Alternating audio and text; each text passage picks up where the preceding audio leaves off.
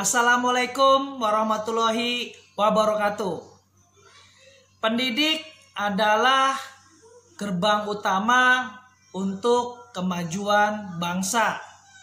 Kenapa disebut gerbang utama? Saya akan coba jelaskan tentang pendidikan dan pembelajaran, pendidikan dan pengajaran, pendidik dan pengajar. Nah, sekarang kita sama-sama belajar. Yuk. Undang-Undang Republik Indonesia Nomor 20 pada tahun 2003 tentang Sistem Pendidikan Nasional pada pasal 1 dan ayat 1 yang berbunyi,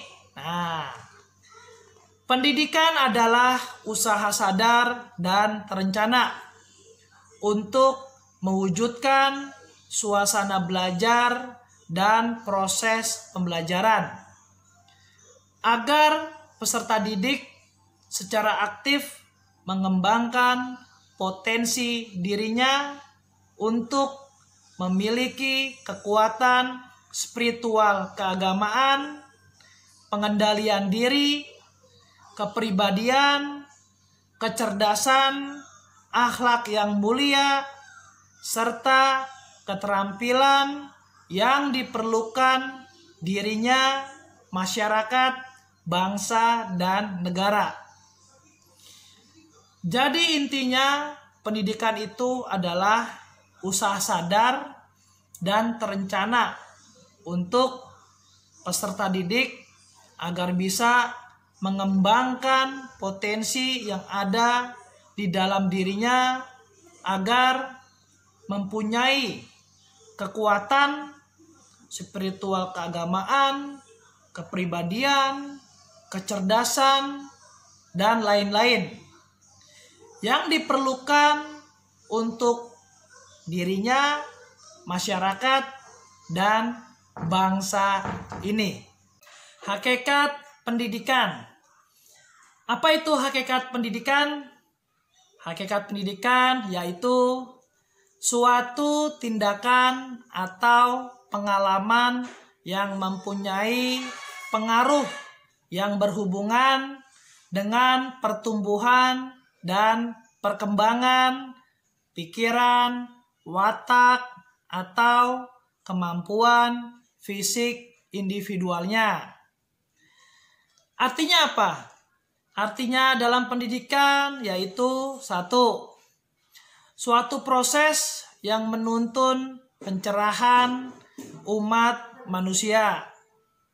Yang kedua, apa yang kita peroleh dalam belajar, pengetahuan, nilai-nilai, dan keterampilan-keterampilan. Lalu yang ketiga, proses sepanjang hayat dan perwujudan pembentukan untuk lebih lanjut. Dan yang keempat terakhir yaitu aktivitas pendidikan dapat berlangsung dalam keluarga, sekolah, ataupun masyarakat. Sekarang tujuan pendidikan. Tujuan pendidikan apa sih? Tujuan pendidikan adalah untuk mencerdaskan dan mengembangkan potensi di dalam diri para peserta didik. Dengan pertumbuhan kecerdasan dan potensi diri, maka setiap anak bisa memiliki ilmu pengetahuan, kreativitas, sehat jasmani dan rohani, mempunyai kepribadian yang baik, mandiri, dan menjadi anggota masyarakat yang bertanggung jawab.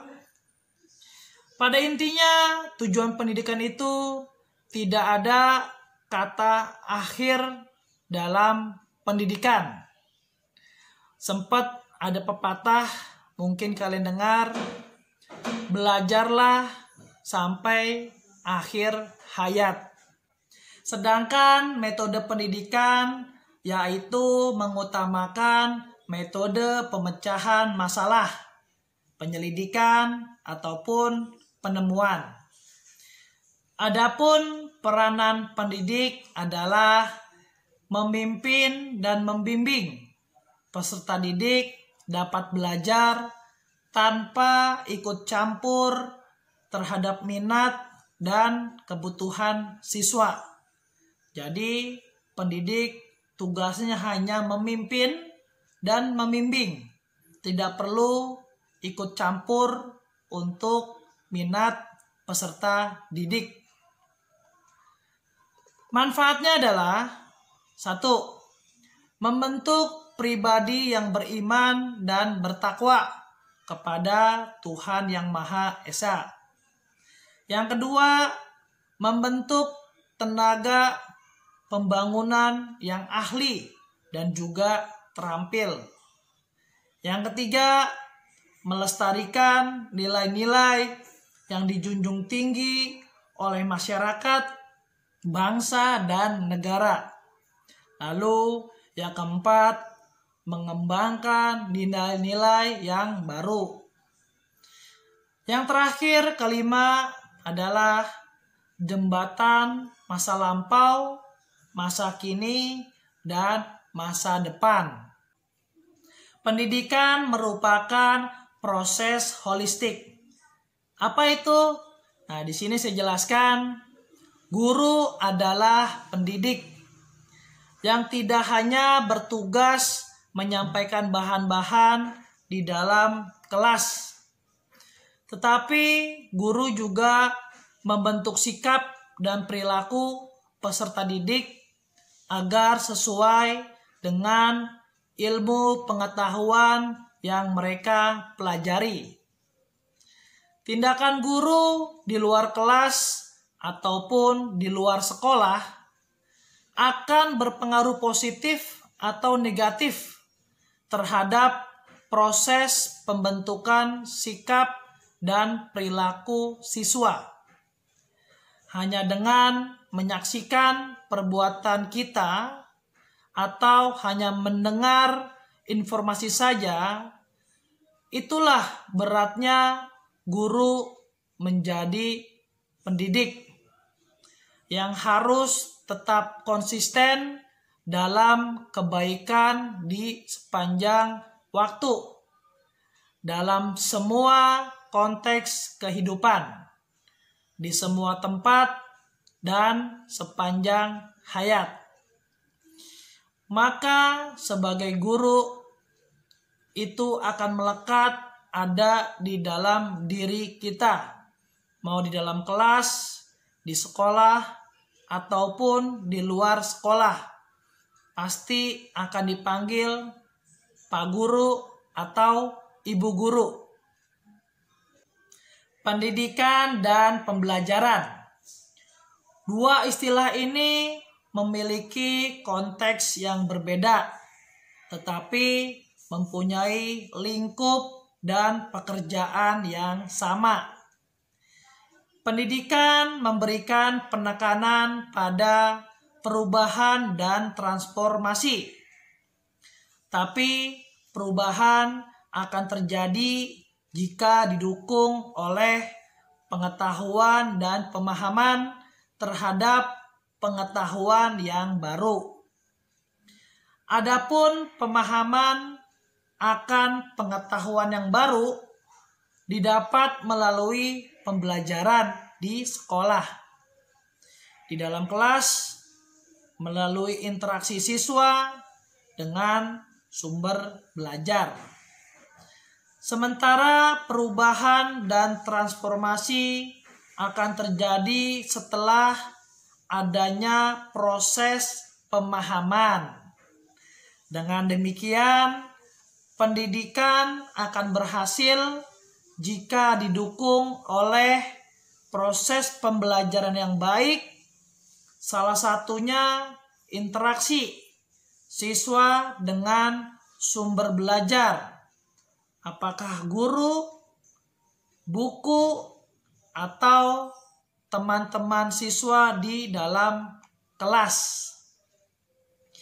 Sejalan dengan itu, Undang-Undang Nomor 20 Tahun 2003 tentang Sistem Pendidikan Nasional mendefinisikan pendidikan sebagai usaha sadar dan terencana untuk mewujudkan suasana belajar dan proses pembelajaran agar peserta didik secara aktif mengembangkan potensi dirinya untuk memiliki kekuatan spiritual keagamaan, pengendalian diri, kepribadian, serta keterampilan yang diperlukan dirinya, masyarakat, bangsa, dan negara yang tadi sudah saya jelaskan.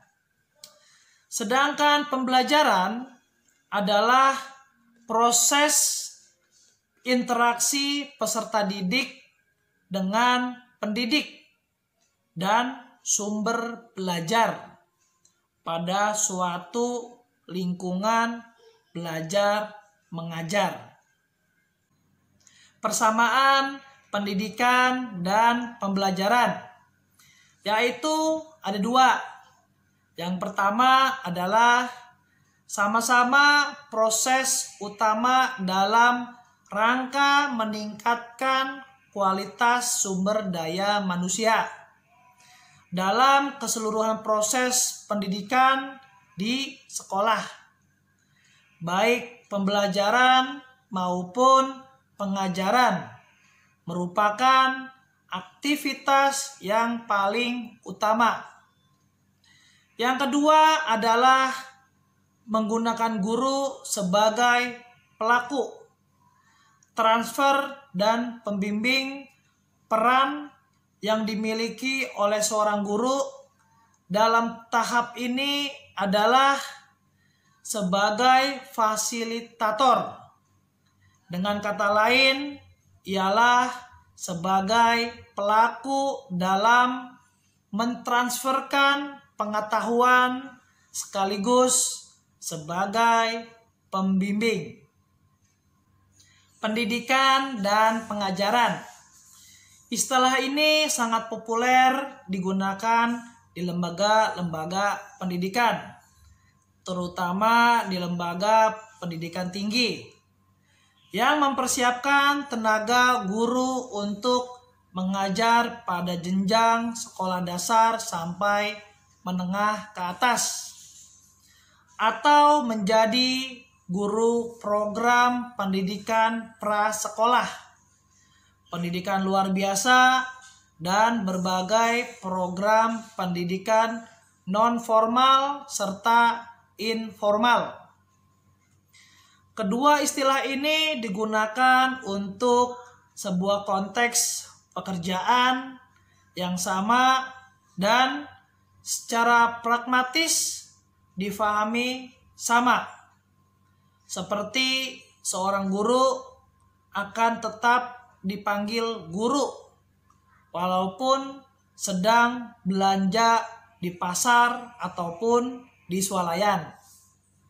Padahal dia tidak sedang melaksanakan proses pembelajaran.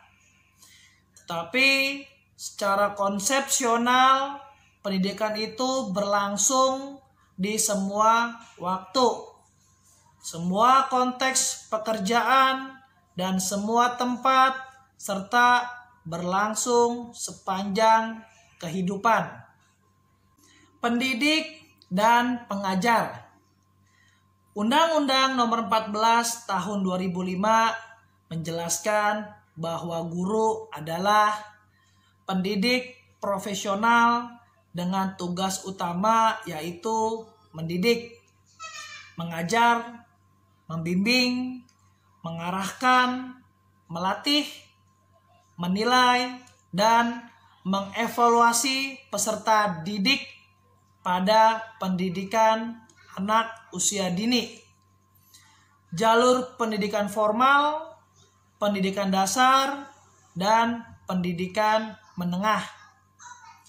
Undang-undang juga menegaskan bahwa guru adalah pendidik profesional, di mana mereka harus bekerja dengan ilmu dan keahlian, bekerja dengan penuh integritas.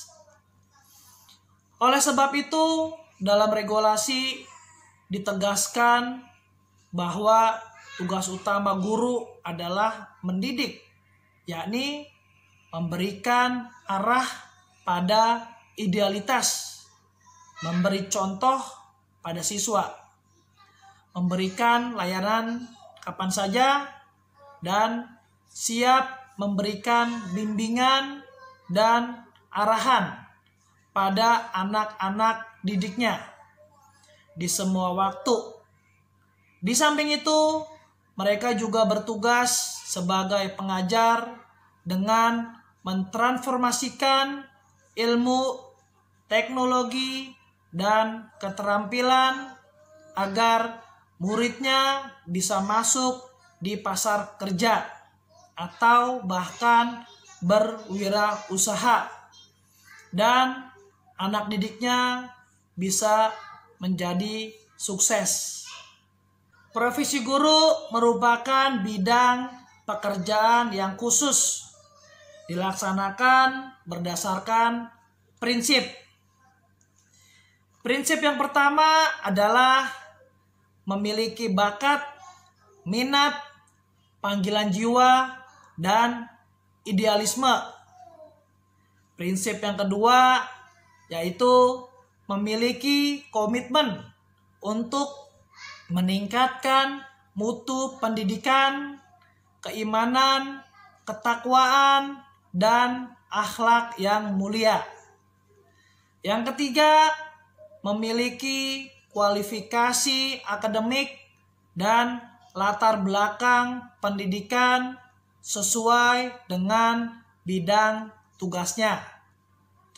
Yang keempat, memiliki kompetensi yang diperlukan sesuai dengan bidang tugasnya. Yang kelima, memiliki tanggung jawab atas pelaksanaan tugas profesional. Yang keenam, memperoleh penghasilan yang ditentukan sesuai dengan prestasi kerja. Yang ketujuh, memiliki kesempatan untuk mengembangkan keprofesionalan secara berkelanjutan dengan belajar sepanjang hayat. Yang kedelapan, memiliki jaminan perlindungan hukum dalam melaksanakan tugas keprofesionalan. Yang kesembilan, memiliki organisasi profesi yang mempunyai kewenangan mengatur hal-hal yang berkaitan dengan tugas keprofesionalan guru. Itulah sedikit penjelasan dari saya mengapa pendidikan itu gerbang utama untuk membangun bangsa sebagai garda terdepan. Karena belajar itu terus sampai akhir hayat, dan ilmu-ilmu baru juga akan bermunculan sesuai dengan perkembangan zaman. Semoga bermanfaat. Wassalamualaikum warahmatullahi wabarakatuh.